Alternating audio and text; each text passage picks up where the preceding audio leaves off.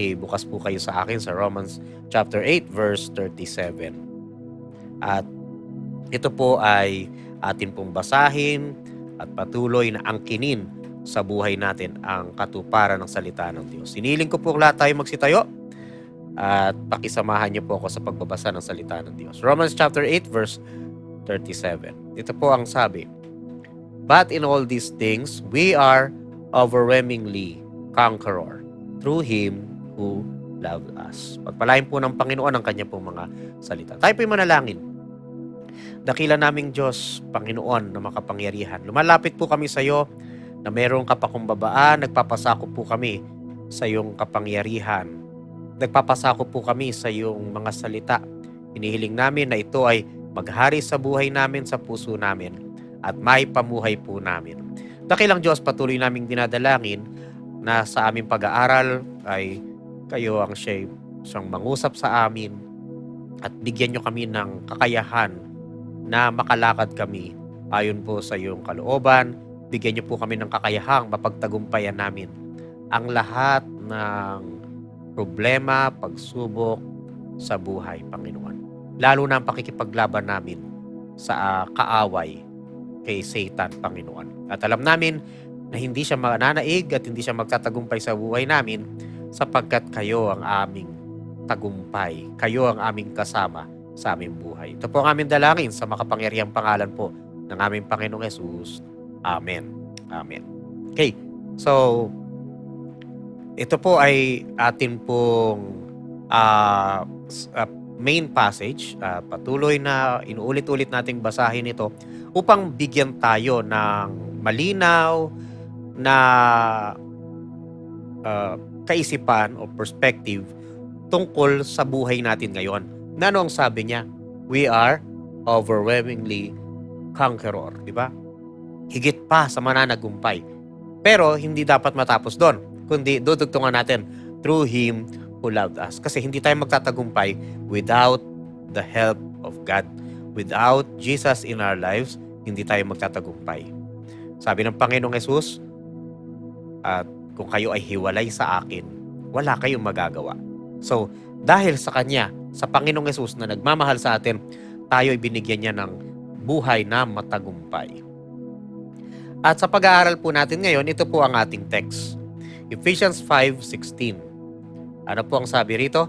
Making the most of your time because the days are evil. Yan.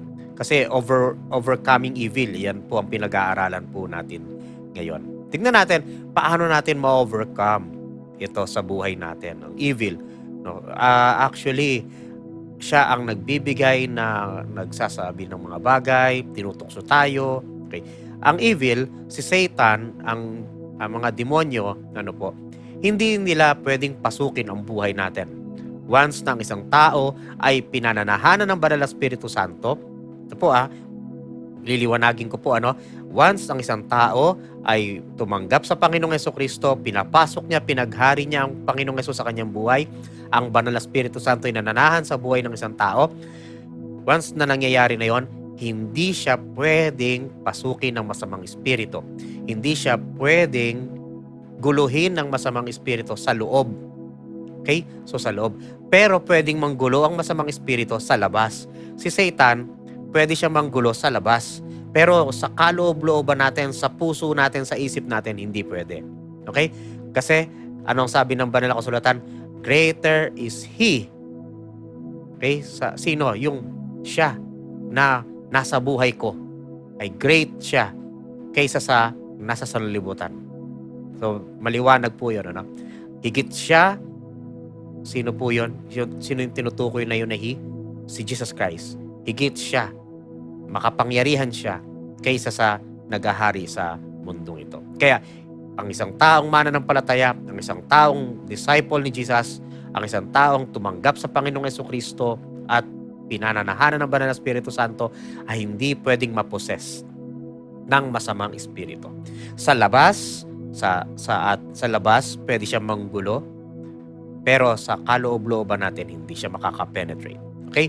So, pero ito ay paalala ni Apostol Pablo. Making the most of your time. Sabi niya, samantalahin ang lahat ng pagkakataong gumawa ng mabuti sa ibang salin sa Tagalog. Bakit? Dahil pasama ng pasama ang panahon.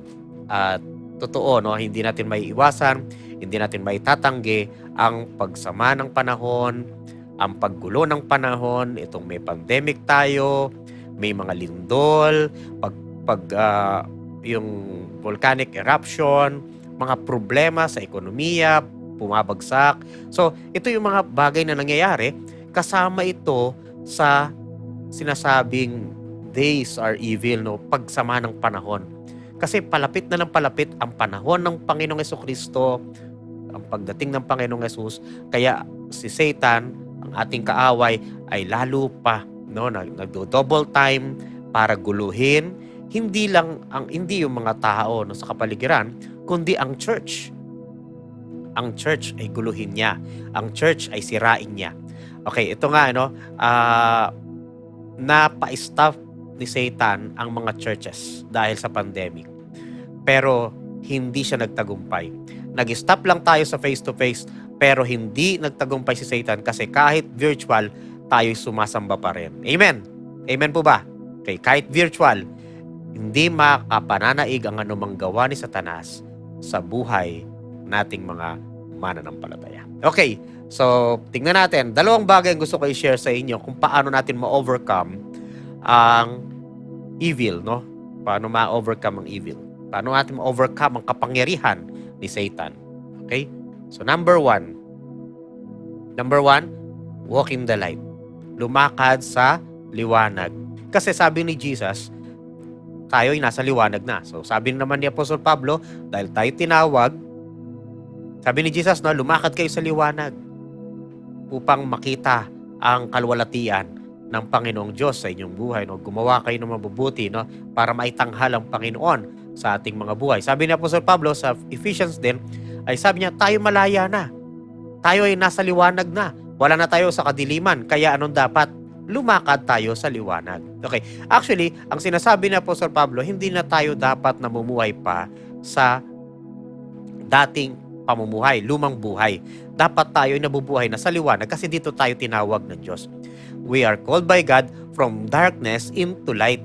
Kaya dapat mamuhay tayo sa liwanag ng Panginoong Hesus, sa glory ng Panginoong Hesus. Ibig sabihin, ang buhay ko ay dapat lumalakad sa kalooban ng Panginoon. Pag sinabing walk in the light, pag sinabing walk in the light, ibig sabihin, dapat ang buhay ko sumusunod sa kalooban ng Diyos. Dapat ang buhay ko ay nagpapahayag, kahit hindi sa pananalita, kundi sa pagkilos, sa paggawa, dapat naluluwalhati ang Panginoong Hesus. Okay, wala na tayo sa dilim, kaya wag na tayo magpumilit pang lumakad sa dilim. Wala na tayo sa dilim, kaya wag na nating tangkain pang bumalik sa dati nating buhay. Minsan may mga Kristiyano ganyan, ay hindi sila makapag-move on. Lagi na lang inuulit-ulit yung, okay, wala namang masama kung sabihin natin, no, ako ang dati kong buhay ganito. Kung i-share natin yon para ipakita ang ginagawa ng Diyos sa buhay natin. Pero minsan kasi may mga statement ng mga Kristiyano sa panahon ngayon, no, na sinasabi niya, naku, kung hindi lang ako Kristiyano. Parang sinasabi na, ay sana hindi ako naging Kristiyano para gantihan ko tong taong ito. Di ba minsan, yun hindi magandang statement kasi parang sinasabi mo na bakit ako tinawag ng Diyos? Kung hindi lang ako tinawag ng Diyos, ginantihan ko na yan, ginawan ko na ng masama yan. So, hindi magandang statement yun, ha? Lagi natin sinasabi, ano? May mga naririnig kasi ako, may mga nagsasabi ng ganun, kung hindi lang ako Kristiyano, pinatulan kita. Kung hindi lang ako Kristiyano, ginawa ko yan. Di ba? Huwag na natin. Kalimutan na natin yung, kung i-share natin ang testimony natin na ito ang dati kong buhay, pero ngayon iba na dahil binago na ako ni Jesus. Maganda yon. Pero kung sasabihin natin na kung hindi lang ako Kristiyano, gagawin ko yan, gagawin ko to. Yung bang parang sinusubok natin ang Diyos, tinetest natin siya, parang, tinetempt natin siya na, bakit mo ako tinawag, sana ginantihan ko to, di ba? So, itigil na natin yun, ha? I-stop na natin yung ganung mga statement na sinasabi natin. Okay, so, let's walk in the light para ma-overcome natin, okay? Ang evil ay ang masamang gawa ni Satanas, ang masamang gawain ito ni Satanas ay para ma-overcome natin, tayo ay lumakad sa liwanag. Dahil dito tayo tinawag ng Diyos dito na tayo. Ibig sabihin, nakakakita na tayo. Noon, bulag tayo. Bulag tayo at hindi natin kilala ang Diyos, hindi natin kilala si Jesus Christ. Pero nung tinawag tayo ng Panginoon, nakilala natin ang bugtong na anak ng Diyos, si Jesus Christ, ang ating Panginoon at tagapagligtas, nagkaroon tayo ng spiritual na paningin.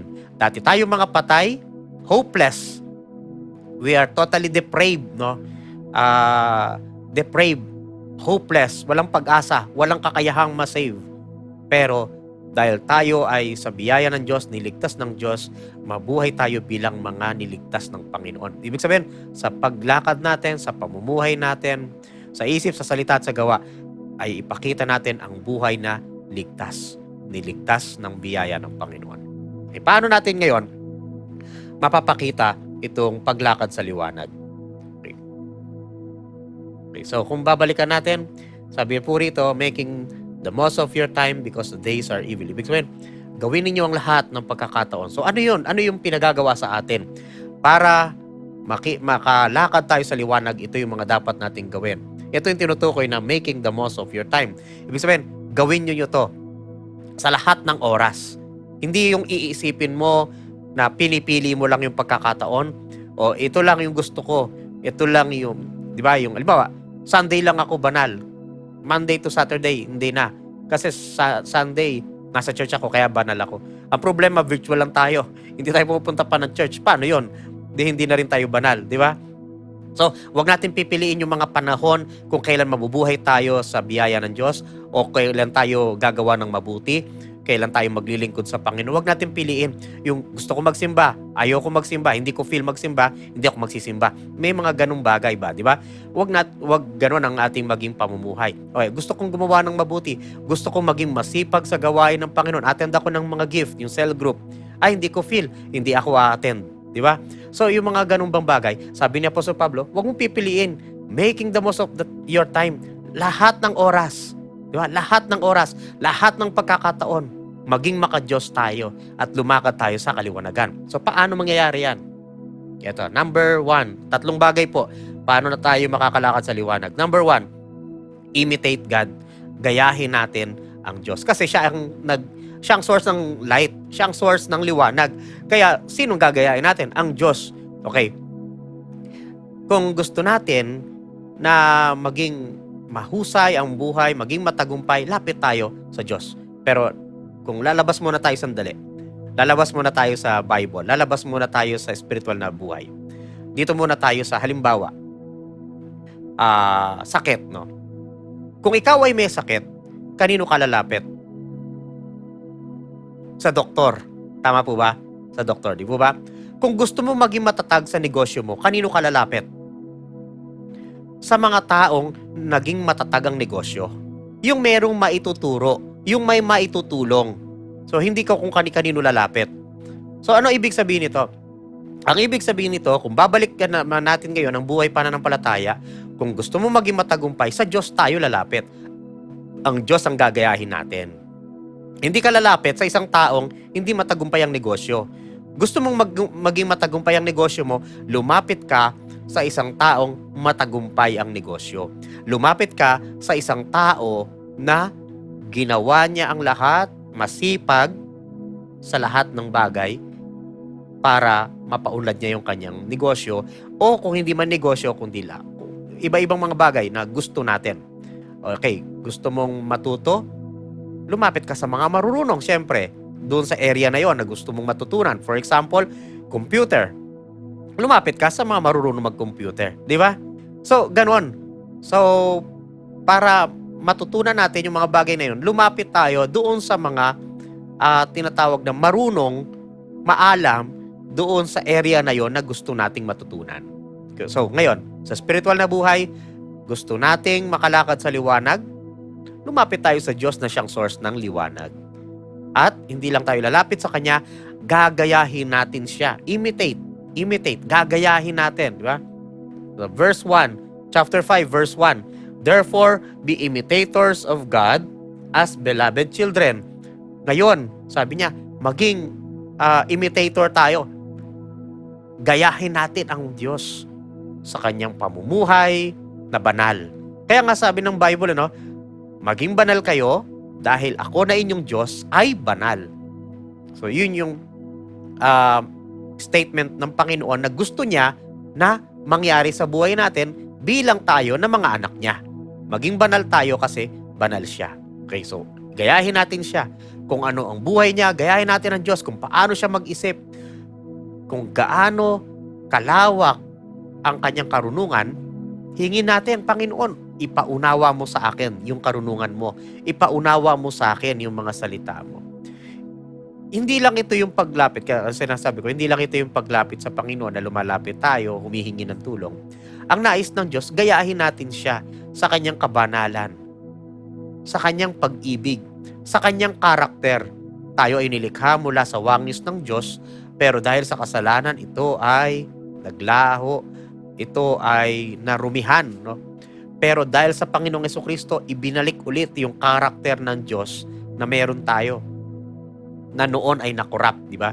Ngayon, ibinalik ng Panginoong Jesus yung image na yon.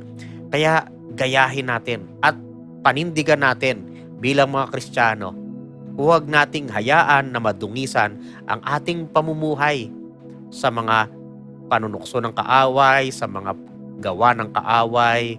Huwag nating hayaan ng buhay natin ay muling bumalik sa kadiliman. Hindi natin pinag-uusapan dito ang kaligtasan kasi ang kaligtasan hindi mawawala kailanman. Ang pinag-uusapan natin dito paglakad.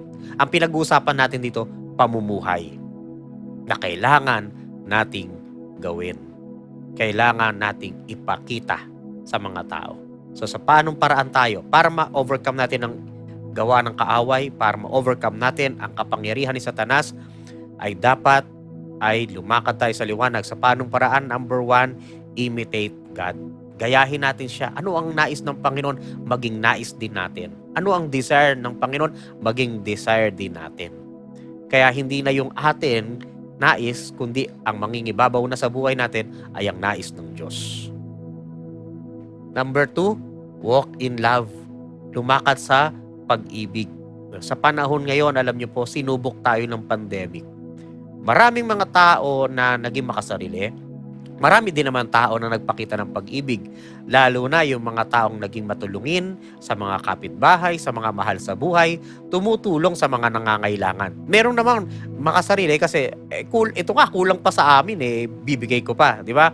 So meron naman talagang nagpakita ng pagmamahal kasi hindi sila nagpabaya sa kanilang pamilya, sa kanilang mga mahal sa buhay. Minsan na lang napakahirap talaga yung panahon, ano? Napakahirap pa rin. Kahit na unti-unti na tayong bumabalik, pero may mga restriction pa rin at may mga negosyo pa rin na hindi pa rin totally nakakapag-operate 100%. Pero kahit papaano, nakakatulong na rin. May kabuhayan na rin ang ilan. Hindi nga lang katulad dati. So, anong dapat natin gawin? Anong dapat natin gawin? Pakita natin yung pagmamahal para ma-overcome natin. Alam niyo ba ang evil? Si Satan, walang love. Wala siyang love. Kaya sandata natin ang love para ma-overcome natin si Satan. Sandata natin ang love para ma-overcome natin ang kasamaan sa mundong ito. Kasi ang kasamaan, walang love. Kasi nga masama walang love. Ngayon, para tayo ay ma-overcome natin ito, magtagumpay, pakita natin yung pagmamahal, yung pagtutulungan. Diba, ano sabi? Ang love, no, ang pag-ibig ay tumatakip, no? Hindi ito yung ibig sabihin yung nangungonsinte. Iba yun, ha? Ito ay tumatakip sa mga kasalanan. Ibig sabihin kasi may pag-intindi, may pagpapatawad. Hindi pangungonsinte, kundi pag-iintindi. Pero kino-correct natin yung mga kailangang i-correct na mga bagay, hindi lang sa mga tao, kundi maging sa ating mga buhay. So pagka tayo lumakad sa mundong ito para ma-overcome natin itong kapangyarihan ito na bumabalot, kapangyarihan ng kadiliman na bumabalot sa ating sa sanlibutan ito, i-overcome natin ito sa pamamagitan ng pagmamahal. Pagmamahal. Kaya ano sabi? And walk in love. No, lumakad sa pagmamahal. Just as Christ also loved you and gave Himself up for us, an offering and a sacrifice and a sacrifice to God as fragrant of aroma. Ibig sabihin, yung totoong love, hindi yung sa salita lang, kundi yung love na katulad ng pagmamahal ni Jesus na nagdayo rin iaalay natin, ibibigay natin ang ating mga buhay sa mga tao. Okay? Anong sabi niya? Itong buhay ni Jesus na ibinigay niya, offering sa Lord na mabangong samyo. Di ba? Kaya hindi lang to sa salita ipinakita ito sa gawa. Na itong offering na to na totoong pagmamahal ay isang mabangong alay. Napakaganda kasi pagka in-apply natin to sa buhay natin at totoong pagmamahal yung ating ipinakita, ito ay tunay na alay. Mabangong alay sa Panginoon. Fragrant of aroma. Hindi pakitang tao lamang. Hindi para ipahiya ang ibang tao. Hindi para ipagmamalaki ang sarili. Mapagmahal ako, ganito, ganyan. Hindi. Ang tunay na pagmamahal ay alay ng isang mabangong samyo sa Panginoon. A sweet, fragrant aroma na offering katulad ng ginawa ni Jesus. Kaya si Jesus, sa kanyang pagmamahal, gayahin natin siya. Gayahin natin siya kung paano siya nagmahal. Ipinakita niya, pinatunayan niya. Hindi niya sinasabi lang, pinapatunayan ang kanyang buhay. Ganon din ang gawin natin, mga kapatid. Lumakad tayo sa pag-ibig. Ang kasamaan walang pagmamahal. Pero ang Diyos may pagmamahal. Gayahin natin yon.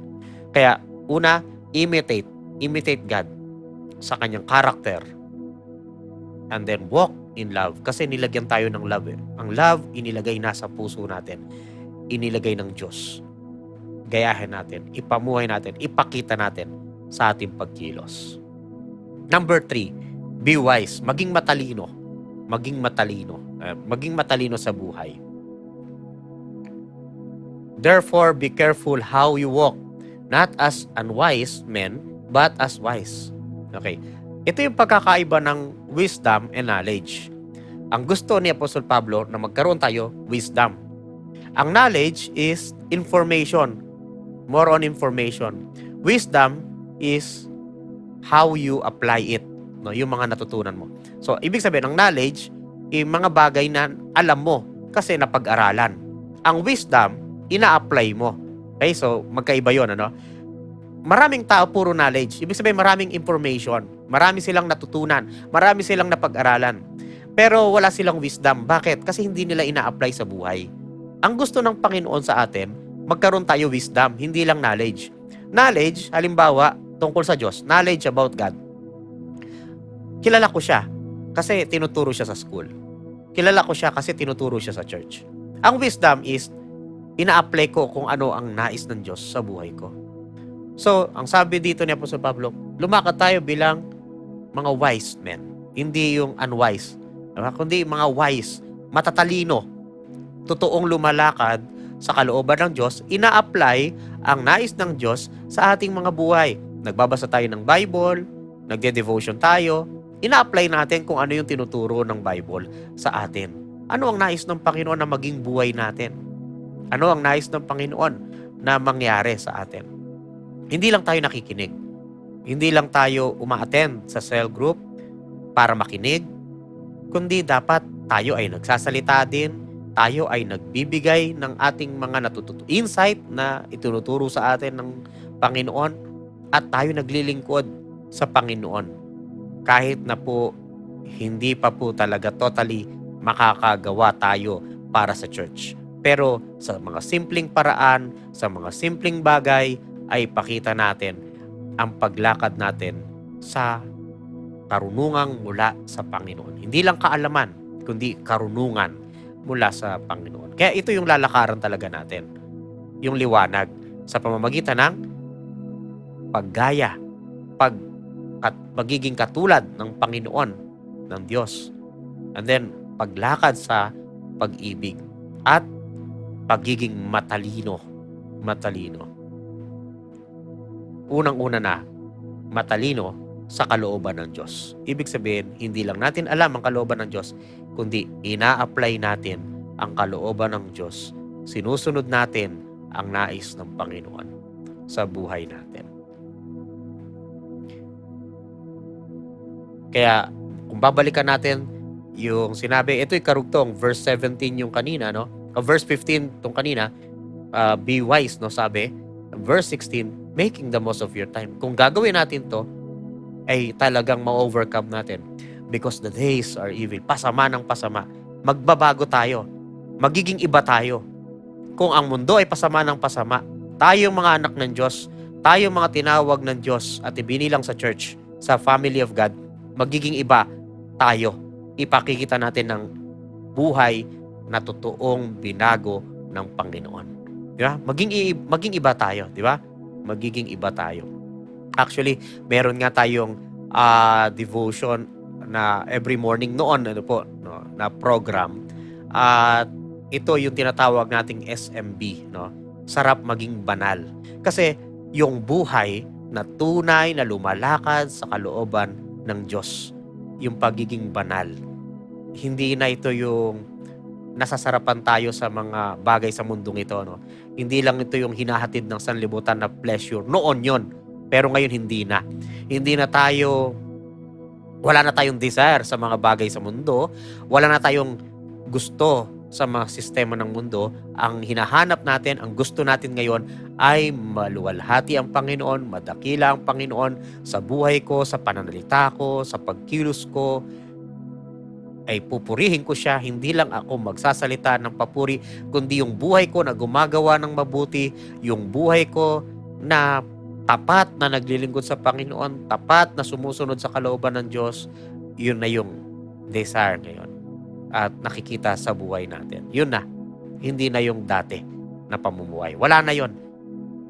Iniwan na natin yon. Bago na yung buhay natin ngayon. Tayo lumalakad na sa liwanag. Kaya patuloy pa na lumakad sa liwanag para ma-overcome natin ang gawa ni Satanas na panggugulo sa buhay natin. Okay, number 2. Prepare for battle. Ayan. Yung kanina ay sabi, walk in the light. Ngayon naman, prepare for battle. Para ma-overcome natin ang gawa ni Satanas, ay dapat magkaroon tayo ng mindset na prepare for battle. Hindi tayo nakikipaglaro. Si Satan hindi nakikipaglaro. Alam niyo po, si Satan, naghahamon siya ng gulo. Naghahamon siya ng gera. Naghahamon siya ng away. So hindi to laro, patintero. Minsan nakikipaglaro tayo sa sanlibutan, nakikipaglaro tayo kay Satan. Akala natin ganun lang, simple lang. Hindi, kailangan ang mindset natin ganito. Prepare for battle. Ready tayo para lumaban, di ba? Lalabanan natin si Satanas. Amen. Lalabanan natin siya. Kasama natin ng Panginoon, magtatagumpay tayo. At kailangan sundin natin itong mga bagay na ito. Kapag oras ng labanan, ito ang dapat nating gawin. Okay? So number 2 is prepare for battle. Ano ang gagawin natin? Basahin po muna natin. Ephesians chapter 6 verse 13. Therefore take up the full armor of God so that you will be able to resist the evil day and having done everything to stand firm. Sa ibang salin ng Bible, sa ibang passage ng Bible, sa James chapter 4 verse 7, resist the devil and the devil will flee from you. Diba? Sinabi yun. Ano po? So, yan, resist, tanggihan. Pero anong dapat munang gawin? Isuot ang full armor, ang sandata, gamitin natin. May binigay ang Lord na sandata sa atin. Gamitin natin para sa pakikipaglaban natin. At ano pa? So that you will be able to resist, malabanan natin, no? Ang gawa ng kaaway, yung panahon na yan, yung araw na yan ng kasamaan. And having done everything to stand firm.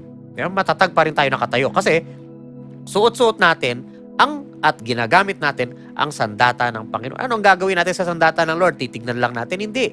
Gagamitin natin yan. Isusuot natin, gagamitin natin yan. Okay, anong 3 sandata na kailangan nating matutunan at gamitin bilang mga Kristiyano para labanan natin ang gawa ni Satanas? Okay, 3 bagay. Number 1, para masabi natin we are prepared for battle, ay kailangan natin ng number 1, truth, righteousness, and readiness. Okay, basahin nga natin to sabay-sabay. Number 1, truth, righteousness, and readiness. Okay. Hindi pwede na isa lang ang isusuot natin at iiwan yung dalawa. O kaya, dalawa yung isusuot o gagamitin, iiwan natin yung isa. Hindi, kailangan yung 3 yan. Magkakasama yan. Hindi yan pwedeng paghiwalayin. Okay? Hindi pwedeng paghiwalayin. Okay, ganito. righteous ka at ready ka. Okay? Banal ka at ikaw ay handa, pero wala kang dalang katotohanan. Walang mangyayari. Bakit? Ano sabi? Truth shall set you free. O, hindi mo dala yung truth, paano mababago ang mga mangyayari? Sa yung gusto mong mangyari, paano magkakaroon ng pagbabago? Righteous ka, ready ka, pero wala kang truth. Okay, ganito. Nasa iyo ang katotohanan at ikaw ay tapat, ikaw ay righteous, no? Ikaw ay matuwid, pero hindi ka handa. Ay, sorry, hindi ako handa. Pero nasa iyo ang katotohanan, hawak mo yung katotohanan, ikaw ay namumuhay sa katotohanan, pero hindi ka handa. Anong gagawin ko? Hindi ko alam kung anong gagawin ko, hindi ako prepared, di ba? Hindi tayo magagamit ng Diyos. O kaya, nasa iyo ang katotohanan, handa ka, pero ang buhay mo questionable. No? May katotohanan, ang Bible, hawak ko. Kabisado ko ang mga verses sa Bible, di ba? Okay, ready ako. Ready akong magturo, ready akong mag-preach, di ba? Pero ang tanong, may righteousness ba? Halimbawa, truth lang at saka readiness. Walang righteousness. Hindi ako namumuhay ayon sa kalooban ng Diyos. Hindi ako magagamit ng Panginoon. Kaya ito yung ibig sabihin na hindi pwedeng paghiwa-hiwalayin ito. Itong mga bagay na ito. Kaya hindi yan pwedeng paghiwa-hiwalayin. Kailangan magkakasama yan, hawak natin, sandata natin. Chapter 6, verse 14 to 15, ito po ang sabi. Verse 14, stand firm, therefore, having girded your loins with truth. Ito yung truth, no? Katotohanan. And having put on the breastplate of righteousness, kabanalan. Verse 15, and having shod the preparation of the gospel of peace. Yung panyapak, no? Yung panyapak, yung sandalyas ng pagiging handa. Ito yung sinasabi natin. Hawak natin ang katotohanan, namumuhay tayo ng kabanalan, at handa tayo na ihayag ang gospel of peace sa mga tao. Gospel of Jesus, gospel of peace, isa lang po yun. The gospel of Jesus, the gospel of peace, the good news, isa lang po yun. Bakit gospel of peace? Kasi pakikipagkasundo ng Diyos sa mga tao. Hinahatid po natin ito. Kung gusto natin na magkaroon ng pagbabago sa mundong ito, kung gusto nating labanan ang gawa ni Satanas sa buhay ng mga tao at sa buhay natin, panghawakan natin ang katotohanan, mamuhay tayo na may kabanalan, at lagi tayong maging handa na ihayag ang mabuting balita, ihayag ang salita ng Diyos sa mga tao. At kahit sa buhay natin mismo, yung salita ng Diyos ay pwede nating i-recite para labanan ito yung panunukso ng kaaway o panggugulo ng kaaway. I-recite natin ang mga promises ng Panginoon, ang mga Bible passages na nagbibigay ng kapangyarihan sa atin. Hindi natin pwedeng paghiwa-hiwalayan. Truth, righteousness, and readiness. Hindi natin pwedeng paghiwa-hiwalayan. Number 2, na sandata natin ay 2. Kanina 3, di ba? 3. Yung point number 1, 3 yun, na hindi pwedeng paghiwa-hiwalayan. Ano yon? Truth, righteousness, readiness. Okay, number 2, helmet and sword. Hindi pwedeng paghiwalayan din ito. Yung helmet sa ulo at yung sword sa kamay. Di ba? Pagka pinagbaliktad mo yan, madidisgrasya ka. Di ba? At pag ginamit mo yan ng hindi tama, madidisgrasya yung kaharap mo. Okay? So, lalo na yung sword. Saan natin gagamitin ang sword? Hindi sa tao. Hindi natin ginagamit sa tao to, ha? Okay? So, sa kaaway. Kay Satan natin to ginagamit. Hindi sa tao. Kaya minsan, ang sword, makikita natin, ano ba yung sword na yan? Ang Bible, the Word of God. Minsan, kung makapag-rebuke tayo ng kapwa natin, sobra-sobra, pero hindi, ang pagre-rebuke, nakakatulong para magtuwid ng buhay. Pero, minsan kailangan nating ilagay sa ayos. Kasi yung sword matalas. At makakasakit. Kailangan, alam natin kung paano gamitin. Okay? Ephesians chapter 6 verse 17, and take the helmet of salvation. Ito yung katunayan ng ating kaligtasan. Kasi baka mamaya hawak-hawak natin yung Bible, ito dugtong natin, and the sword, the spirit, which is the word of God. Hawak-hawak natin ang Bible. Tapos tinanong tayo, Ikaw ba'y ligtas na? Ay, hindi po ako sigurado. Pero ito po yung Bible. Hawak ko naman eh. Alam ko naman yung Bible. Kailangan, pagka sinabing ligtas ka na ba, ligtas na ako. Sigurado ako. Kahit hawak natin ng Bible, pag tinanong tayo ligtas na tayo, at ang sagot natin ay, hindi po ako sigurado, basta ito, hawak ko lang yung Bible. Hindi tayo sigurado, paano natin lalabanan si Satanas? Si Satanas, sigurado siya sa lahat ng ginagawa niya. Sigurado siya sa lahat ng sinasabi niya.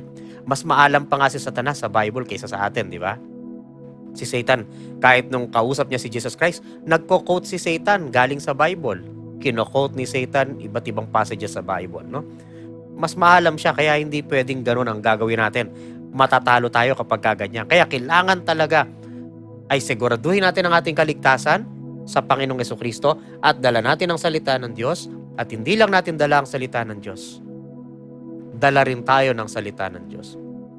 Nung first anniversary ng church, ng CVCC, ay yung guest speaker po natin noon, siya po ay namayapa na po, si Pastor Ben Dairit.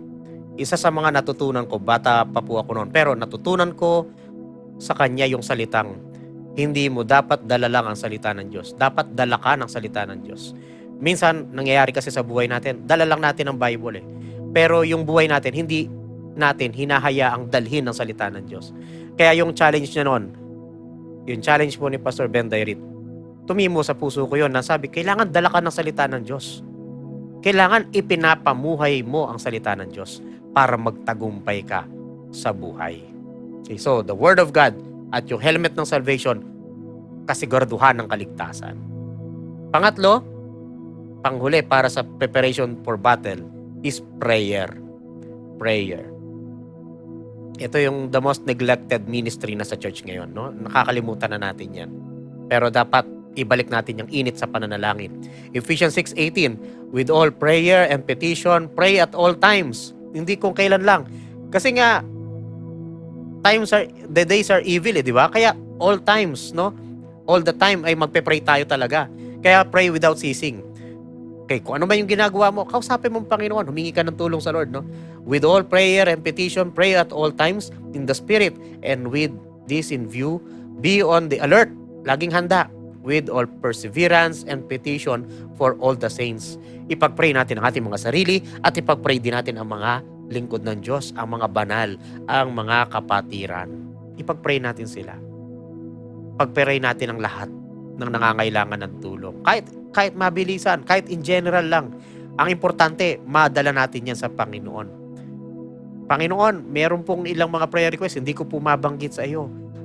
Pero alam mo, Panginoon, kailangan nila ang tulong mo. Itong mga kapatid, kailangan nila ang tulong mo. Ilapit natin sa Lord. Ilapit natin sa Lord. Minsan ganun, ano? Mayroong magme-message. Kailangan po namin ng prayer, pakipag-pray po kami. Tapos maya-maya nag-message ulit. Thank you sa Lord kasi tinugon ng Lord yung prayer. Tapos ikaw naman, nakikiano ka, no? Praise God, praise God. Pero pag tinanong na, pag-pray mo ba yung kapatid? Hindi naman, di ba? Minsan guilty ang marami. May hihingi ng prayer request, hindi mo may pagpe-pray, makakalimutan mo. Maya-maya magbe-message ng good news, ikaw makikiisa ka, sasabihin mo rin, praise God. Pero pag tinanong, nag-pray ka ba? Hindi ko po siya naipag-pray. Di ba? Nangyayari yun, ano? Minsan nakiki-praise God na lang tayo, pero hindi naman tayo naging bahagi ng prayer, ng pagtugon ng Panginoon, di ba? Kaya dapat maging seryosong bagay ito sa atin, yung pananalangin.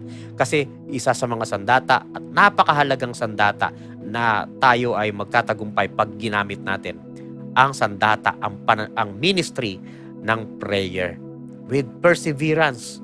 Diba? Yung ibig sabihin, yung nagtitiwala ka, naghihintay ka, maigi talaga, no? And petition for all the saints, di ba? So, lahat ng mga ano. Kasi ito, merong isang missionary na nagpunta sa isang lugar. At itong missionaryng ito ay nagtuturo siya ng salita ng Diyos. Nagagalit yung mga tao sa kanya. Sinisiraan itong missionary na to ang ating kaugalian, ang ating paniniwala. Kailangan matapos na to. Pinagplanuhan nilang gawa ng masama yung missionary, pinagplanuhan nilang patayin. Sa malayong lugar naman, ay mayroong isang mananampalataya na nagising sa kalagitnaan ng gabi. Habang siya nagpapahinga, natutulog, nagising siya at nakaramdam siya ng isang pagtawag, tawag na nangangailangan ng prayer. Hindi man siya sigurado kung ano yon, pero tumawag siya sa mga kakilala, meron akong nararamdaman na kailangang ipag-pray natin. At yung mga kasamahan niya ay kasama niya ring nag-pray. Hindi man sila sigurado kung ano yon, no? Dahil hindi nila kilala yung missionary. Pero naglapit sila ng prayer sa Lord. Ang sabi nila, Lord, naniniwala kami, may mga tao na lingkod ninyo na nangangailangan ng tulong. May mga lingkod ninyo na nangangailangan ng inyong proteksyon, ng inyong paggabay dahil may ginagawang masama ang kaaway sa buhay nila. Lord, tulungan nyo itong mga taong ito, lalo na yung mga naglilingkod, lalo na yung mga anak po ninyo na naglilingkod sa iyo. Alam niyo po, habang naglalakad sa kalagitnaan ng gabi itong missionary na to, madilim ang paligid, nasa paligid lang yung mga taong gustong gumawa ng masama sa kanya. Pero hindi nagtagumpay. Bakit? Kasi nakita nila may kasama yung missionary. Kinabukasan, may umamin. Alam niyo po, sabi niya, alam niyo po, brother, pastor, pinagtangka namin ang buhay ninyo kagabi. Pero natakot kami kasi marami kayong kasamang may mga hawak na armas. Sabi ng missionary, wala akong kasama kagabi. Ako lang po mag-isa ang naglalakad. Kaya alam niyo po yung lugar na yon, naniwala sila kay Jesus Christ. Mga angel ng Panginoon yung pinadala sa inyo. Naniniwala na kami sa sinasabi ninyo. Ganong kalakas ang prayer. At lahat tayo magtatagumpay kung suseryosohin natin ang ministeryo ng pananalangin. Kaya mga kapatid, ito, no? Walk in the light for us to overcome, no, ang evil. Walk in the light and prepare for battle. Kasi itong ginagawa natin ay hindi laro-laro lang, kundi ito'y seryosong bagay at mayroong pakikipaglaban na tayo ay gagampanan sa ating mga buhay. Dito po ako magtatapos sa dalawang passage na to galing sa James 4:7 na binanggit ko kanina. Submit therefore to God, resist the devil, and he will flee from you. Palayasin mo siya sa buhay mo. Huwag mo siyang i-entertain sa buhay mo. At sabi, lalaya siya. Pero dapat submit therefore to God. Mag-submit ka sa Lord. Hindi lang yung basta palalayasin mo siya. Kasi may kwentong ganyan, ano, sa Bible. Sabi ng mga gumagaya-gaya lang kay Apostle Paul, lumayas ka sa pangalan ni Jesus na pinapangaral ni Apostle Pablo. Sabi ng masamang espiritu, no, doon sa mga taong nanggagaya. Si Pablo kilala namin, si Kristo kilala namin. Ikaw, sino kayo? Sino kayo? Di ba? Kailangan mag-submit tayo sa Lord. Ang power natin manggagaling sa Lord. So, resist the devil at yung power na yon galing sa Lord. Hindi sa sarili natin. At sabi, and the devil will flee from you. At panghuling passage, 1 John 5:19. We know that we are of God. Tayo ay sa Diyos. Ano po? Pag-anak tayo ng Diyos. And that the whole world lies in the power of the evil one. Itong mundong ito ay nasa ilalim ng kapangyarihan. Kaya yung mga nangyari sa kapaligid, hindi yan nagkakataon lang. Lahat yan may panggugulo ang kaaway. At itong panggugulo ng kaaway na to, lalabanan natin siya. At hindi siya magtatagumpay kasi kasama natin ang Panginoon. Tayo ay sa Diyos. Anak tayo ng Diyos. Tayo lingkod ng Diyos. Hindi tayo pababayaan ng Panginoon. Manalangin po tayo. Dakila naming Diyos, Panginoon, mapagmahal at dakila sa lahat. Lumalapit po kami sa iyo na meron pong pagtitiwala. Tulungan niyo po kami, Panginoon. Ayon po sa mga napag-aralan namin, Panginoong Diyos, tulungan niyo kami na makalakad sa liwanag at maging ready sa battle na ito. At kami, Panginoon, ay bigyan niyo ng pagtatagumpay sa buhay namin. Lord, kung paano nagtagumpay po kayo 2,000 taon na nakakaraan sa krus ng Kalbaryo, gayon din, Panginoon, alam namin na ang buhay namin ay magiging matagumpay din dahil kayo ang naghahari sa aming mga buhay. Papagtagumpayin niyo po kami mula sa anumang gawa ng kaaway, mula sa anumang gawa ni Satanas. At Panginoong Diyos, hayaan po ninyo na maabot din namin ang mga buhay na nangangailangan ng tulong ninyo. Ma-reach out namin ang mga mahal namin sa buhay. Ma-reach out namin, Panginoon, ang mga taong hindi pa po nakakakilala sa iyo. Dakilang Diyos, hayaan niyo ang bawat isa sa amin ay kakitaan, Panginoon, ng iyong kaluwalhatian sa isip, sa pag-iisip namin, sa pagsasalita at sa paggawa namin. Makita ang kaluwalhatian po ninyo, makita ang kadakilaan po ninyo. Purihin ka, dakilang Diyos, luwalhatiin ka magpakailanman. Ito po ang aming samot panalangin sa dakil at makapangyarihang pangalan ng aming Panginoong Hesus. Amen. Amen. Pagpalain tayo ng Panginoon.